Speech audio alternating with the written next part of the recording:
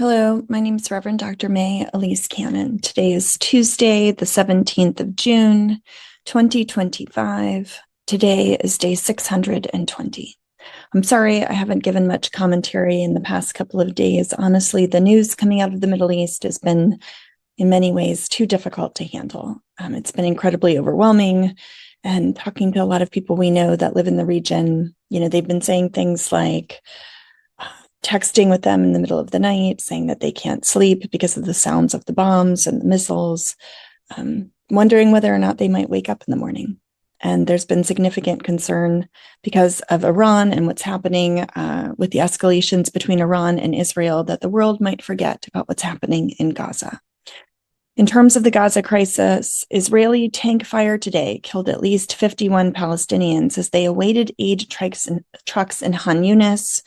That's according to the health ministry. Separately, local health officials said that Israeli gunfire killed at least 23 people yesterday as they approached the U.S.-backed Gaza Humanitarian Foundation in Rafah. By this evening, Al Jazeera had reported that Israeli troops had killed at least 70 Palestinians and wounded hundreds as they sought aid in Gaza today on Tuesday, firing at them with tank shells, machine guns, and drones. Casualties were among the 89 Palestinians killed in attacks across the whole enclave since dawn this morning. In terms of the Israel-Iran conflict, CNN reported that the strikes today, which entered their fifth day, there were flashpoints which involved a number of civilians. Israel's defense minister said that the country plans on striking very significant targets in Tehran, particularly that Iran's military said it struck an Israeli military intelligence center in Tel Aviv with a guided missile. We do know that U.S. oil futures climbed 4.3% to settle at $74.84. This is the highest closing price since January 22nd. Crude has spiked 23% so far this month, a shift that already was boosting gasoline prices. Brent crude, the world benchmark, jumped more than 4% on Tuesday. The Israeli military said today that it had killed Iran's most senior military commander, Major General Ali Shandmani, in an overnight strike, days after killing his predecessor. And the IDF said that Shandmani had commanded both the Islamic Revolutionary Guard Corps and the Iranian army, and was the closest figure to Iran's supreme leader, Ayatollah Ali Khamenei. Iran has not commented as of when reports came out about that. Centrifuges at Iran's Natanz uranium enrichment plant were likely severely damaged, if not destroyed altogether, following strikes that happened on Friday, said the International Atomic Energy Agency, the IAEA. Grossi, the head of that agency, said that the damage was a result of power cuts caused by an attack, adding that an above-ground plant has also been destroyed. An Israeli ambassador to the United States, Yehiel later, told CNN today that the U.S.-provided missile defense system, including THAAD, has helped to save hundreds, perhaps thousands of lives in Israel since Iran began its retaliatory attacks in the last 5 days. The THAAD battery is one of the U.S. military's most powerful anti-missile weapons, capable of intercepting ballistic missiles at ranges of 93 to 124 miles, and with a near-perfect success rate in its testing.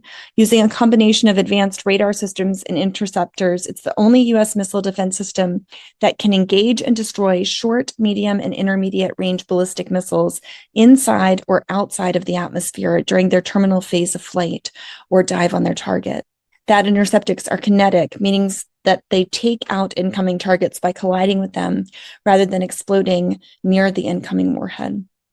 Other happenings today: Iran fired about 30 missiles towards central Israel this morning, which injured about 12 people, according to Israel's military and emergency services. Tehran claimed that it inflicted strategic damage. Shoshani, a spokesperson for the IDF, told the Post that this is the Washington Post, that Iran's overnight attacks were the least impactful night since the beginning of its operations. Iranian media reported explosions and heavy air defense fire in Tehran and explosions in the northwest city of Tabriz. On Tuesday afternoon, Iran's military announced attacks against Israel involving hundreds of drones and new and advanced weapons, saying that it would intensify in coming hours. President Trump yesterday abruptly left the G7 summit in Canada because of what's going on in the Middle East, according to the White House press secretary Leavitt. There was not further elaboration, but later Trump stated the reason for his departure was much bigger than trying to reach an Israel-Iran ceasefire. Trump's disputed the assessment of the Director of National Intelligence, Tulsi Gabbard, on how developed Iran's nuclear capabilities are. Gabbard testified in March that the intelligence community continues to assess Iran is not building a nuclear weapon. However, Trump told reporters on Air Force One, "I don't care what she said. I think that they were very close to having it." The Trump administration told multiple Middle Eastern allies on Sunday that it will not actively join the Israel-Iran conflict unless Iran targets Americans. But separately, the White House is in talks with Iran over the possibility of facilitating a meeting this week between U.S. Special Envoy Witkoff and Iran's foreign minister. So we'll see what happens in that regard. And in a post on X, Defense Secretary Pete Hegseth said that he has directed the deployment of additional capabilities to Central Command Area of Responsibility, the section of the U.S. military whose area of responsibility includes the Middle East. Meanwhile, U.S. ships have been used to defend against Iranian missiles aimed at Israel, in addition to ground-based interceptors, according to 2 U.S. officials. The Associated Press reported tonight that Trump says that the United States knows where Iran's Ayatollah Ali Khamenei is hiding and urges Iran's unconditional surrender. Trump has said that he does not want the Ayatollah Ali Khamenei killed for now. He has urged in a social media posting, Trump, that Iran's unconditional surrender Iran should unconditionally surrender as the 5-day conflict between Iran and Israel has continued to escalate. We know exactly where the so-called supreme leader is hiding, Trump said. He's an easy target, but is safe there. We are not going to take him out. Kill, ! At least not for now. But we don't want missiles shot at civilians or American soldiers. Our patience is wearing thin. Trump's increasingly muscular comments towards the Iranian government come after he urged Tehran's 9.5 million residents to flee for their lives as he cut short his participation in the International G7 summit to return to Washington for urgent talks with the U.S. National Security Team. The State Department did announce the creation of a Middle East task force to help Americans amid the Israel-Iran conflict. To that end, the State Department has established that task force to support U.S. citizens, saying our diplomatic missions, personnel, and diplomatic engagement. The task force is operating 24 hours a day. They have said that personnel have been taking calls from U.S. citizens to make sure that they can be connected with what they may need in the region. Also, an international response in terms of Israel and Iran. During their summit in Canada, leaders of the G7 nations urged a de-escalation of hostilities in the Middle East, including a ceasefire in Gaza. They stopped short of calling for a ceasefire between Israel and Iran. In a joint statement that was signed by President Trump, they said Israel had the right to defend itself and Iran is the principal source of regional instability and terror. European foreign ministers yesterday urged Iran to resume nuclear negotiations with the U.S. and to refrain from escalating the conflict with Israel, according to French diplomatic sources.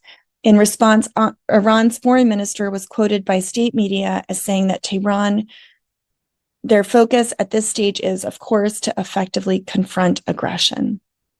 A German court yesterday sentenced a Syrian doctor to life in prison for crimes against humanity and war crimes during the Assad regime, utilizing a legal concept that allows countries to prosecute war crimes that occur outside of their territory. German prosecutors said the doctor abused and killed prisoners suspected to be enemies of foreign President Bashar al-Assad while he was working in military hospitals and prisons in the early 2010s. I would encourage you, pray for those who are in political power in the U.S., in Israel, in Iran, political power, and those in other positions of leadership. I listened to an interview tonight with Ambassador Huckabee talking about how President Trump called him and told him he would be the next U.S. ambassador to Israel. For Huckabee, who's a pastor and a Christian, he said serving as the U.S. ambassador to Israel for him is an Isaiah moment, and that his response when he was called was that of the prophet Isaiah, "Send me, Lord, here I am." You can listen to him on this interview with CBN, and he talks about the Gaza Humanitarian Foundation and how they're expanding the number of hubs from 4 to 8. He talks about how, from his perspective, the reports in the news about the killings at those hubs are inaccurate and are not telling the whole story. And I just would encourage you that to pray for our leaders, that they would be able to see and hear perspectives that might challenge their way of thinking. We work directly with the humanitarian groups that have been responsible for distributing aid, who say that the claims, Ambassador Huckabee talks about how Hamas was confiscating aid and then selling it directly prior to the Gaza Humanitarian Foundation. And the reports that we hear from on the ground is that that's just not true. And what we heard under the Biden administration previously is that that was not true as well. And so when you don't have international media allowed into an enclave, and when there's a complete, the last couple of days, there was a complete blackout in Gaza, the stories that are told, there is so much false news and so many things that are being said that just aren't true. And so pray that light would shine in the midst of darkness, and that truth would be told, and that our leaders would have softened hearts, and that there would be a breakthrough, so that instead of war, there would be opportunities for an end to all violence and for peace. So in these very, very dark times, my hope and prayer is that we would not give up hope. I think of the words of Job, who says, "Though you slay me, yet I will still trust in God." Or the words of Lamentations chapter 3, "For the steadfast love of the Lord never ceases, and his mercies never fail." So those are the prayers that I continue to pray. So may God go before us in our efforts. In the name of Christ, amen.